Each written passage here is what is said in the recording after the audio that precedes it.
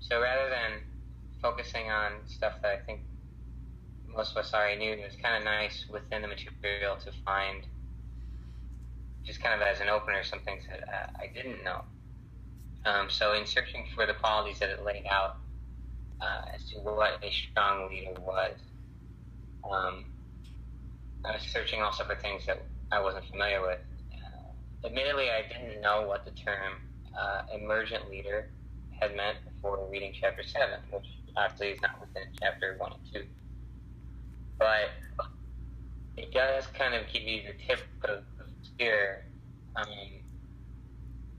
for the whole leadership philosophy that they're laying out within. What they're talking about with an emergent leader is someone who engages the group from within the group as opposed to an appointed leader. So they're already vetted by the group when they gain leadership. So those were the qualities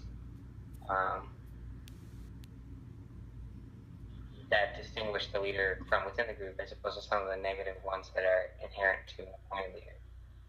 So. Yeah, going off of that emergent leader, I really thought it was pretty interesting how the book went into detail about emergent leaders versus appointed leaders.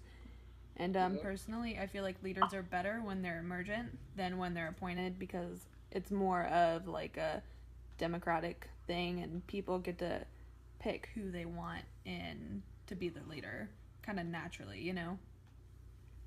Yeah, I agree. And I also feel like appointed leaders sometimes, because they're appointed and they're told, okay, you're in charge, sometimes they kind of go on this like power trip and it kind of turns everybody else off. Yeah. So the followers could kind of be like turned off. Whereas emergent leaders, you know, you find that person like inspirational. So you're like, all right, yeah, let's like get on board. Katherine said, I agree. Emergent leaders often, it went away. Here we go. Emergent leaders often have better natural leadership qualities rather than an appointed leader who was assigned the role.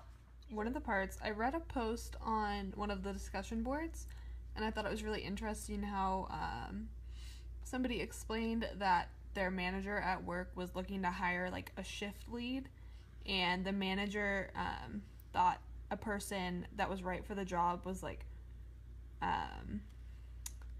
the person that the manager thought was right for the job was like really good, you know, but the people who worked there like disagreed because he followed like a lot of the parts of how to not emerge as a leader, if that makes sense. So I just thought it was kind of funny how like just because a manager thinks that somebody is like in a good position, that doesn't make them a leader all the time, even if they want to be promoted and whatnot, if that makes sense. Truly. And that kind of highlights what Carrie was saying, where the manager might be out of touch.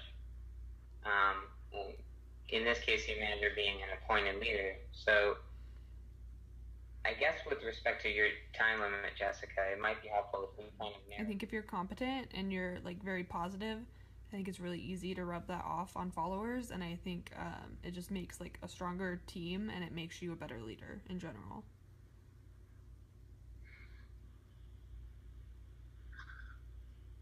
One of, I know I said to reference television.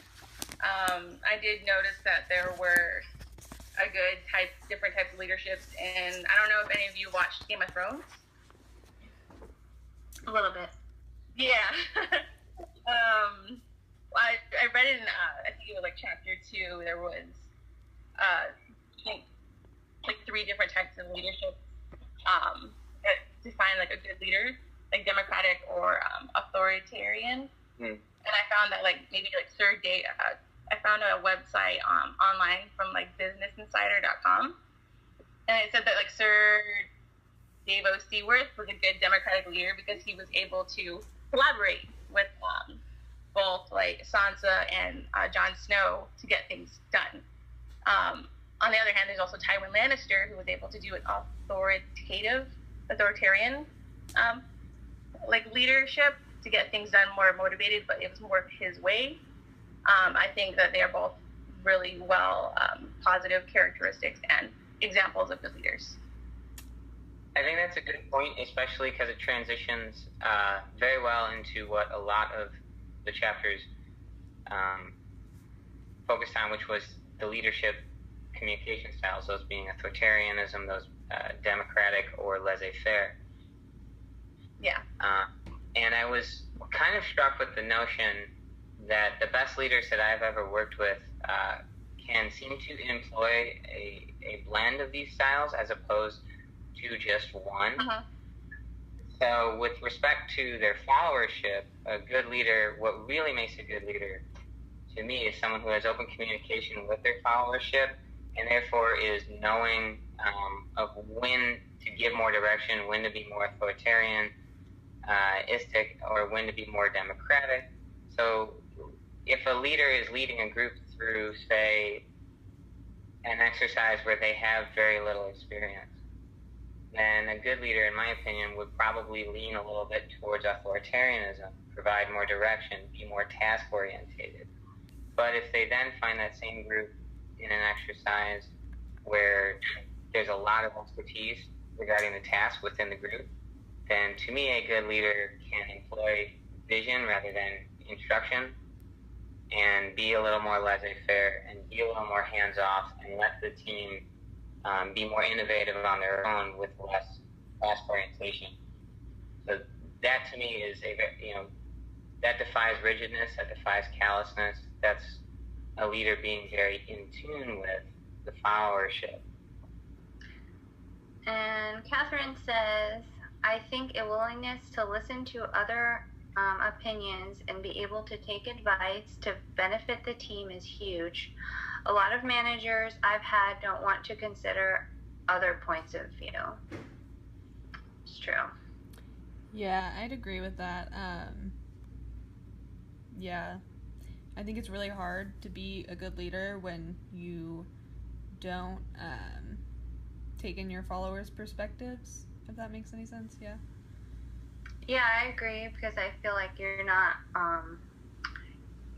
earning any respect from the group by just shutting everybody down.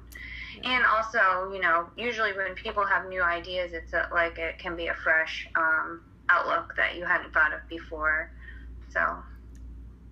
And I think for a lot of new leaders, like, they feel a lot of pressure to prove themselves. And so even if it's not about structure, it's about, like, showing people who you don't know that well that you know what you're talking about. And just trying to set, like, a tone, not necessarily for your leadership, but your competence. Yeah. So that then they can, like, trust leadership. I agree, because nobody enjoys a leader who basically can't run anything, basically. Nobody really enjoys that. So they have to be strict in, like, some sense, but, yeah. Right. There's definitely a fine line between, like, showing, your employees that you're confident and being just bossing everybody around, Material that resonated with me, where, you might find a good leader selling an idea, selling a vision, whereas you would find a poor leader just instructing an idea, just delivering instructions how to do something.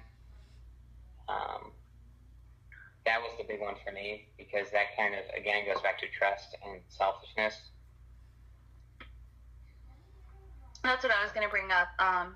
Selfishness, too. That was the first, there's a list of 10, bad leadership qualities. Yeah. From the lecture slides. That was the first one, but that's definitely a big one, I think. You have to, like, think about your team kind of before you think about yourself. Yeah. Another, like, bad one, I think, is, like, when people are, like, very callous, like, very cold. I think it's really hard to be a leader when you lack, like, compassion for the followers, Yeah,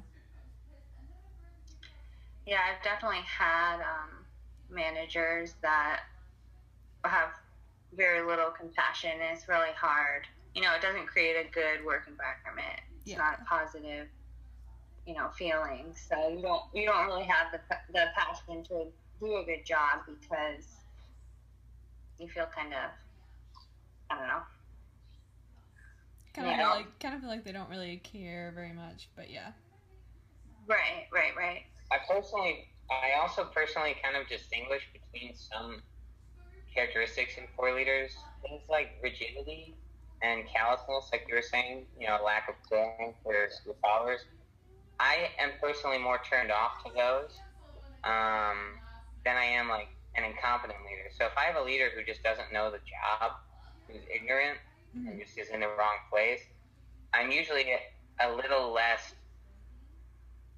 I hold them in a little higher regard than a leader who is, say, selfish, or a leader who is very rigid and doesn't listen to the followership, or is just kind of in it for themselves.